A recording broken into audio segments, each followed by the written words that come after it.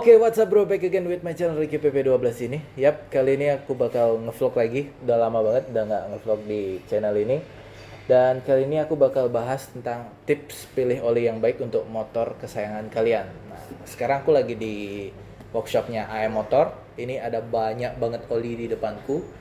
Sekarang aku bakal jelasin ke kalian gimana sih cara atau tips untuk pilih oli yang cocok untuk motor kalian. Karena biasanya konsumen yang datang ke AM Motor tuh selalu nanya, bro, cocoknya aku motornya pakai oli apa ya? Kalau pakai oli merah ini cocok nggak? Apakah harus full sintetik atau apakah mineral? Itu semua bakal aku bahas di sini.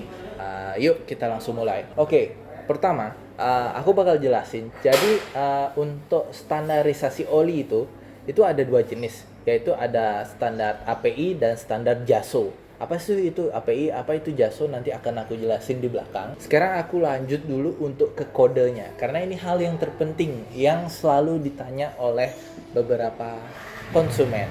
Nah, kode ini di sini ada kode macam-macam. Ada kode 10W40 kan. Cuman rata-rata memang kalau di Indonesia itu pakainya 10W40 karena berdasarkan dari iklim di Indonesia. Nah, ini MPX2 ini 10W30. Aku jelasin dulu. Jadi 10W40, angka 10 di depan ini menandakan tingkat kekentalan oli. W itu winter, dimana itu menandakan sebagai iklim. Angka yang di belakang ini merupakan tingkat kekentalan oli pada suhu paling maksimal.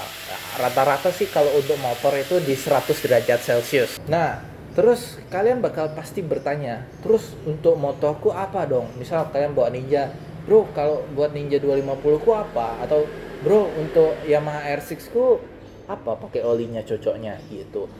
Jadi setiap motor itu sudah dari pabrikan ngasih standarisasi sendiri. Contoh, ada yang sudah ngasih 10W40 pakainya, ada yang sudah ngasih 5W40, 15W40 dan seterusnya. Itu semua punya standarnya sendiri. Contoh seperti KTM Duke, KTM Super Duke 1290 itu dia pakainya itu 10W50. Kalau dari standar pabriknya. Itu yang pertama yang harus kalian ingat. Terus yang kedua itu adalah membedakan mana oli mineral, mana oli sintetik. Nah, apa sih oli mineral, apa sih oli sintetik? Jadi kalau perbedaan antara oli mineral dan oli sintetik, kalau oli mineral itu memang base-nya itu dari minyak bumi. Contoh oli mineral di sini adalah Deltalup. Ini adalah oli mineral. Terus kalau oli sintetik itu ada motul 7100, mana dia? Ya, ini motul 7100, Liquimoli 10W40, dan ada Cell Ultra juga. Nah, kebetulan ada yang full sintetik, ada yang semi sintetik. Nah, apa sih bedanya? Jadi itu semua tergantung dari campurannya. Oli sintetik itu ada oli yang memiliki campuran kandungan yang terbaik gitu. Nah, kalau yang semi ya itu campuran antara mineral dan sintetiknya. Itu terus untuk kelebihan dan kekurangannya pertama akan tak bahas di oli mineral. Kita bahas untuk kelebihan kekurangan dari oli mineral. Nah, oli mineral ini itu punya kelebihan di mana dia sangat cocok banget untuk motor-motor yang teknologinya mesin lawas. Nah, kalian tahu dari mana mesin lawas? Nah, nanti akan aku bahas di kode di belakangnya. Jadi di belakang itu ada kode di mana itu menentukan apakah ini teknologi untuk mesin tahun berapa kayak gitu. Getaran mesin itu lebih halus saat mesin dingin. Untuk oli mineral itu sendiri, dan harganya itu relatif murah, bahkan harganya bisa 3 kali sampai 5 kali lipat lebih murah daripada oli-oli yang full sintetik seperti Motul 7100 atau Liquimoli. Oke, salah satu kekurangan dari oli mineral ini dia itu memiliki struktur molekul yang tidak seimbang, di mana dampaknya itu bisa meninggalkan kerak pada mesin. Jadi dia performa mesinnya itu bergantung pada suhu. Jadi kalau mesin dingin performanya beda lagi, saat mesin panas performanya pun juga beda lagi. Itu karakteristik untuk oli mineral. Sedangkan sekarang kita bahas untuk oli full sintetik. Nah, ini aku pegang ada Motul 7100 sama Cell Ultra. Nah, ini motul oli-oli ini oli yang benar-benar banyak banget peminatnya. Pertama akan aku bahas kelebihan dari oli sintetik. Jadi untuk oli sintetik ini dia itu memiliki karakter di mana dia itu memiliki performa yang stabil pada suhu tinggi. Sedangkan kalau oli mineral tadi kan kita bahas itu dia memiliki performa yang berubah-berubah tergantung suhu dari kerjanya dia. Terus yang kedua dapat mencegah endapan pada mesin, karena kalau yang tadi kan oli mineral itu dia memiliki struktur molekul yang tidak seimbang, sedangkan yang ini seimbang, jadi dia tidak meninggalkan endapan karbon gitu pada mesin. Dan untuk oli sintetik ini dia cenderung lebih encer daripada oli mineral.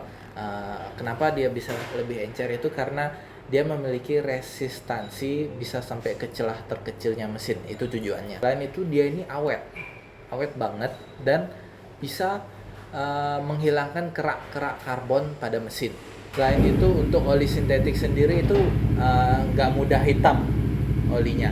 Dan untuk kekurangan sendiri, jadi oli sintetik itu pasti ada kekurangannya, tidak bisa semuanya kelebihan.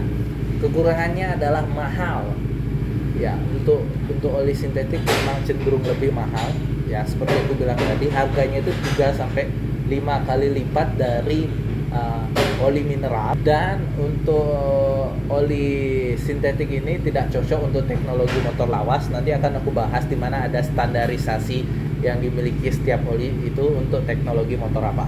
Dan sedikit saran dari aku, untuk kalian yang cari oli untuk motor kalian, aku lebih menyarankan kalian pakai oli sintetik untuk teknologi motor kalian yang 2010 ke atas. Aku lebih merekomendasikan itu dari kelebihan dan kekurangan yang aku jelaskan tadi. Sekarang kita lanjut ke standarisasinya. Standarisasi yang pertama itu adalah API, American Petroleum Institute.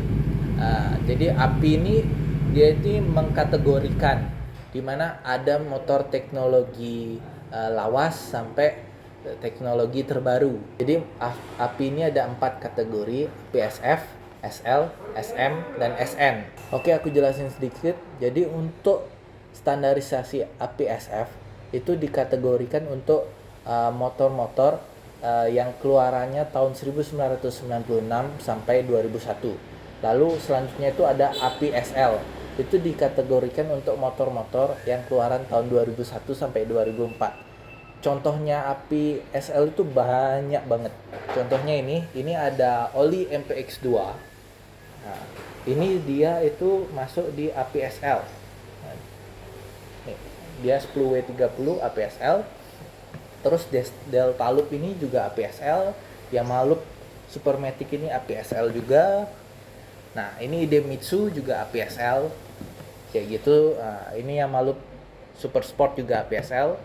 Nah, itu terus kalau untuk APSM itu untuk motor-motor dari tahun 2004 sampai 2010. Nah, kebetulan di sini kita nggak ada contoh untuk APSM. Nah, kita lanjut ke APSN.